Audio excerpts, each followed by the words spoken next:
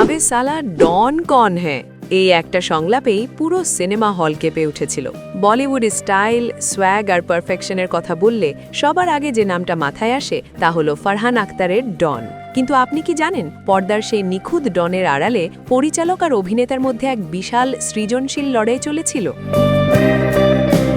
শাহরুখ খান ও ফারহান আখতারের ডন মানেই বলিউডে এক অনন্য সংজ্ঞা। শাহরুখের কেরিয়ারে ডন ও ডন 2 শুধু বক্স অফিস হিটই ছিল না, তৈরি করেছিল এক আইকনিক অধ্যায়। কিন্তু সম্প্রতি অভিনেতা আলী খান এক সাক্ষাৎকারে এমন এক তথ্য ফাঁস করেছেন যা শুনে থমকে গেছেন অনেকেই।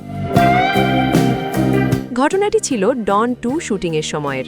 আলী খান জানান, একটি দৃশ্য শুট করার আগে শাহরুখ সেদিন পুরো স্ক্রিপ্ট মুখস্থ করে আসেননি।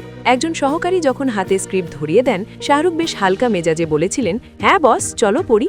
সবাই মিলে রিহার্সাল করছিলেন। ঠিক তখনই ঘটল সেই ঘটনা।